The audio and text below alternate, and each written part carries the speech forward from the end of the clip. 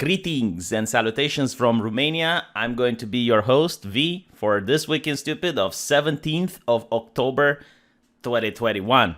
Fact checkers warn and experts claim that even the pets can be subjected to far-right ideology.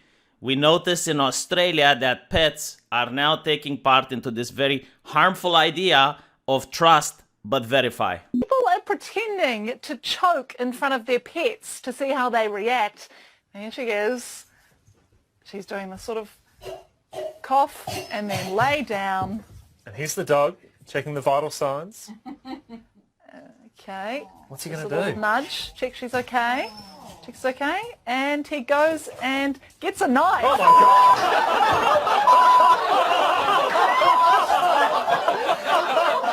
Now, wasn't that an evil doggo? I mean, the lady in the television box, the media, was telling the doggo that his owner is not okay, that his owner is having difficulty breathing.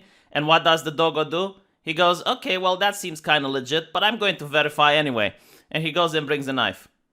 Horrible. What type of society encourages pets to behave this way? Now, our next news comes from within the United Kingdom. Apparently, a nurse sued her hospital for secretly hypnotizing her, like Mowgli got hypnotized by the evil snake Kaa, into farting uncontrollably. And apparently, she lost the lawsuit. A nurse in the United Kingdom has lost her tribunal against her hospital after sensationally claiming her workplace conspired to make her feel ill. This is what happens when judges do not believe the lived experiences of the victims. An absolutely horrible system lies in the UK. I hope they're going to change for the better soon. Sandra Sampson cited several bizarre claims while attempting to sue West London's Ealing Hospital for wrongful dismissal. Experts were, however, unconvinced by the nurse's claims. See, even the experts do not believe the lived experiences of victims. What is going on with the United Kingdom? What a horrible place to live in. Which included believing that she was being possessed. Her private parts were being inappropriately attacked, and even suggesting she was gaslighted through the use of low-frequency sound waves. Wow, there's a lot to unpack here. So, the first thing that I want to unpack, her private parts were being inappropriately attacked. Does this mean that there is an appropriate way of attacking them?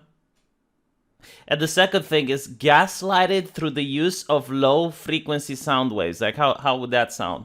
It would be like, there is nothing bad going on with you. It's all in your head. You are being crazy. Everything is fine. And yes, I'm very much aware those are high-frequency sounds, but I can't do low. And if I can't do low, I'll do high, because it's the only thing that I know. I'm doing what Mrs. Obama told me. When they go low, I go high. And since then, it's stuck. Now that we're still in the United Kingdom, apparently Brexit is happening. And the stores, the shelves are empty. We're going to talk about those in a bit. But it's because of Brexit, I've been told. So when you see empty shelves, you think of Brexit. Okay, fine.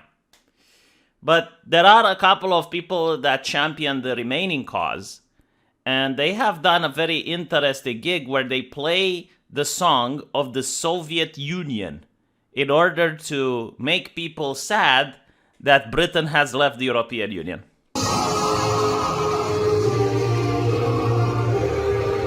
See, that's what you get, British. That's what you get.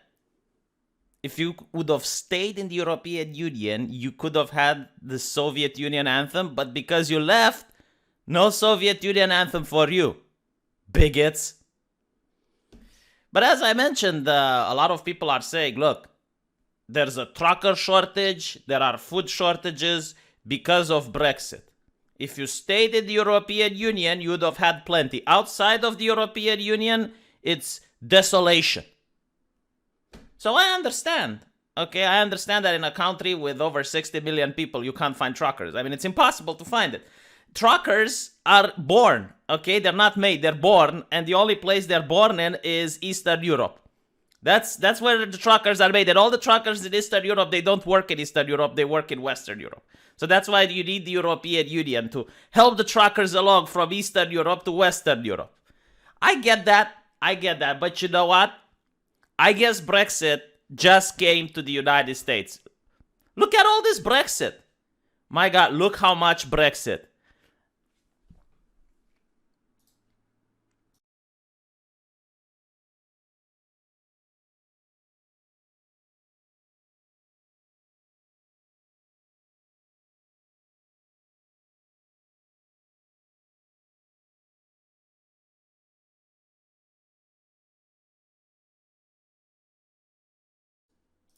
I blame it on the Biden administration. Joe Biden should have never left the European Union. That's what you get for being a bigot. Or maybe, you know what? In the case of the United States, I blame the loyalists. If they haven't left the British Empire, they would have been able to persuade Britain not to leave the European Union, which is the heart of prosperity and wealth all around the globe. And by the way, do you know what else Brexit did? Look, in Germany, there's shortages. There's shortages of truckers in Germany. Merkel should not have done Brexit. She should not have left the European Union. Why are you doing this to your nations? Do not do Brexit. If you do Brexit, stores are empty. Just like in the USSR. The USSR, they did Brexit. And because the USSR left the European Union, they had empty shelves. North Korea did Brexit.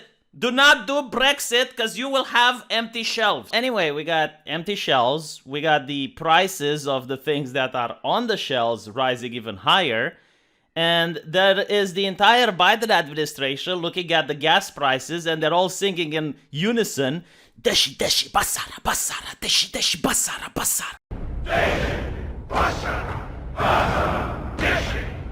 Okay, enough with the chants of the Democrats. So a reporter eventually asked the question, considering the fact that there's a time of crisis and considering the fact that there's people struggling to put food on the table, wouldn't it be a great idea to at least wait a little bit before you do your Green New Deal? Summit here. Yeah. Do you worry that this could impact the pledges that countries are willing to make? Will other governments get weak-kneed about going green at a time when they're facing brewing sort of political crises at home over really skyrocketing prices of non-renewable fuel sources? We certainly hope not.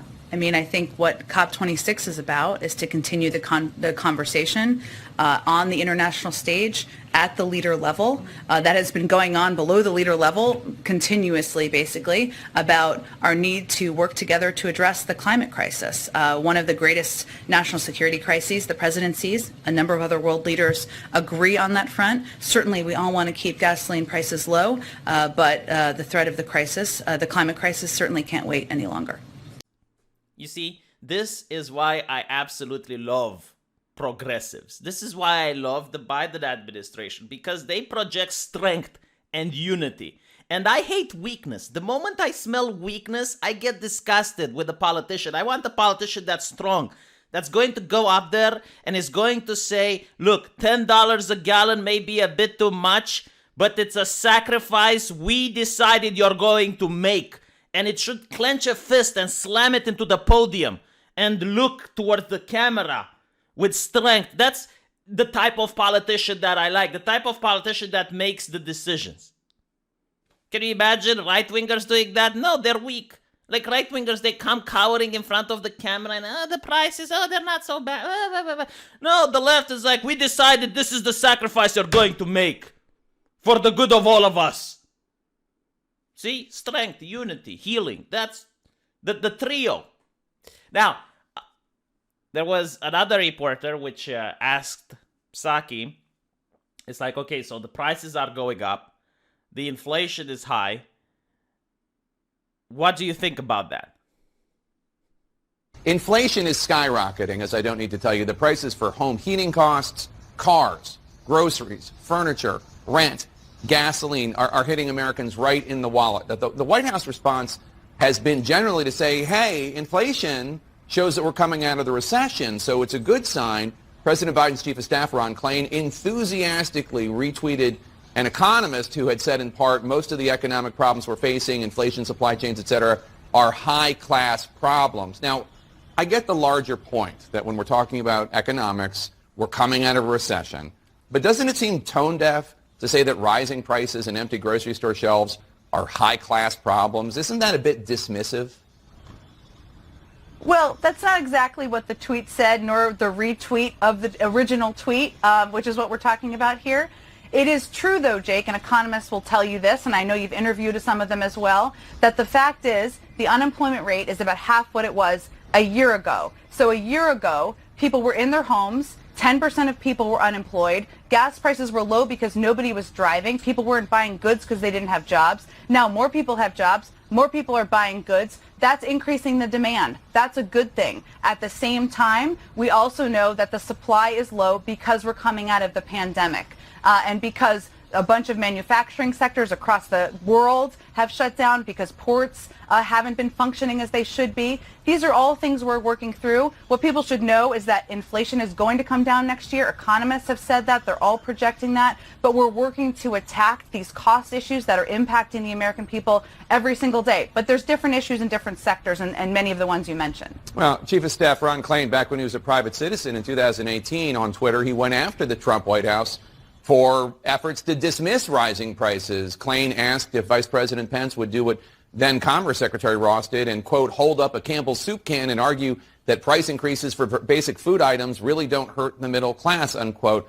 There are a lot of people out there who might say, well, why did Ron Klain think that rising prices was a serious concern under Trump but not under Biden?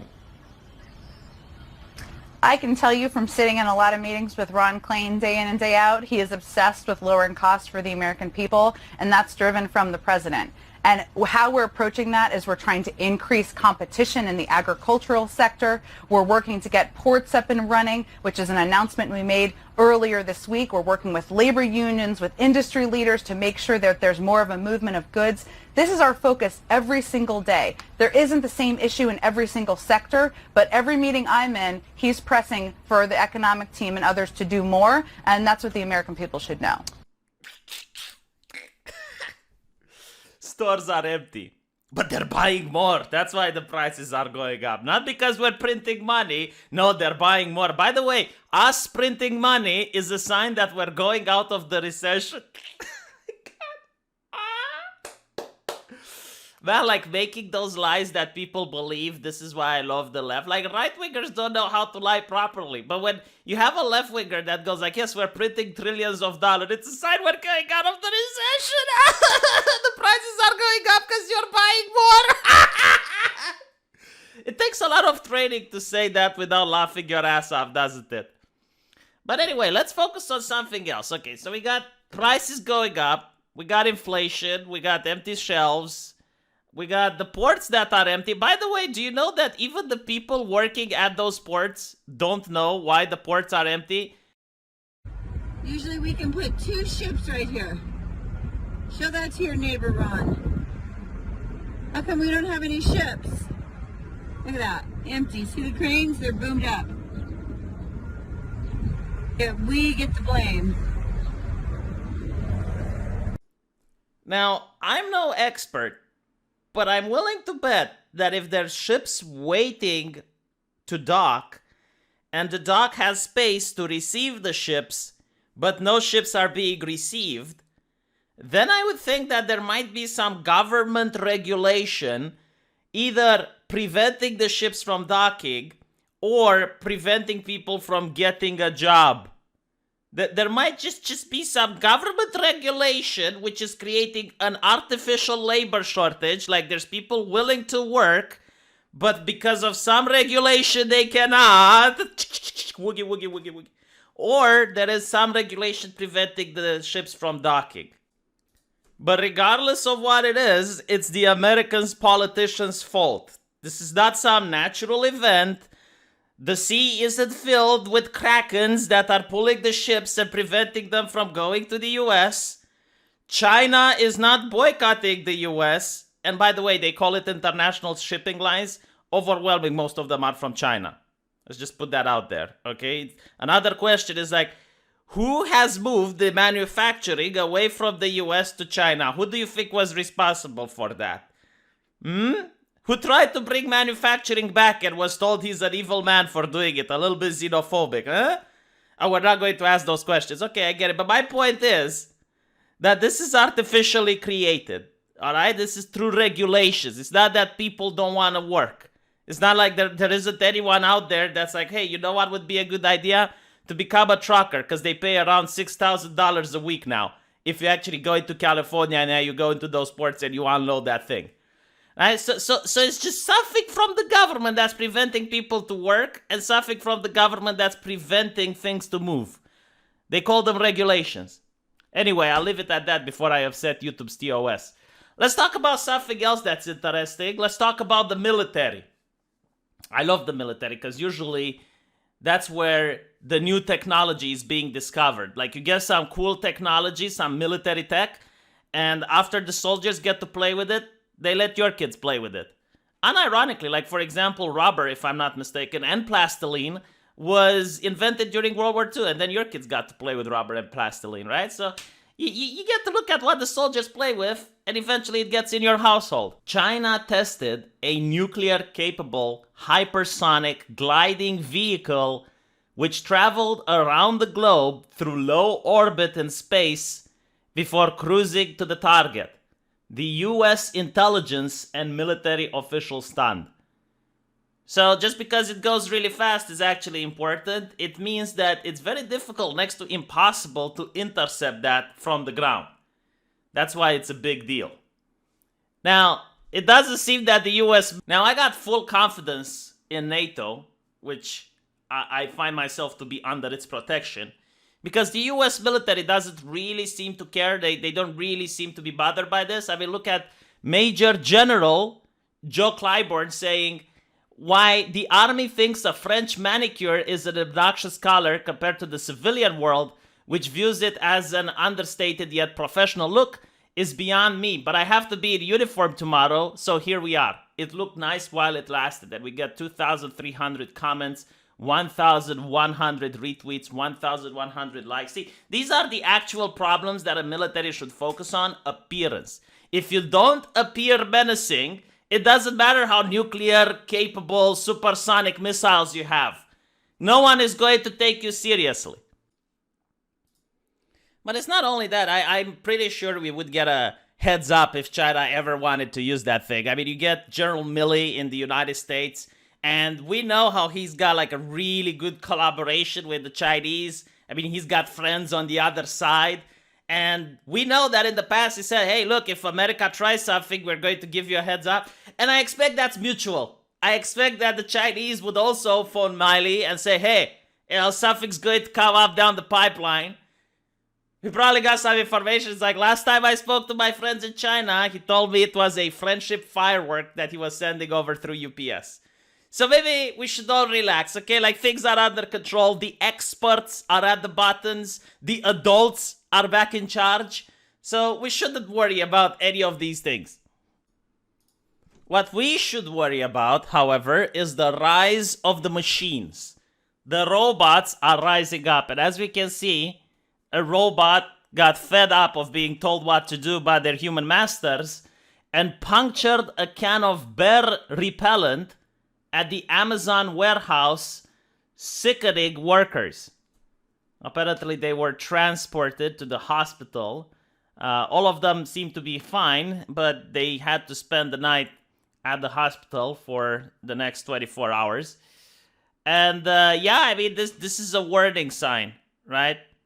And you would think, oh, well, clearly this is just an accident. I mean, what else could go wrong? Well, yeah, she just wants to play.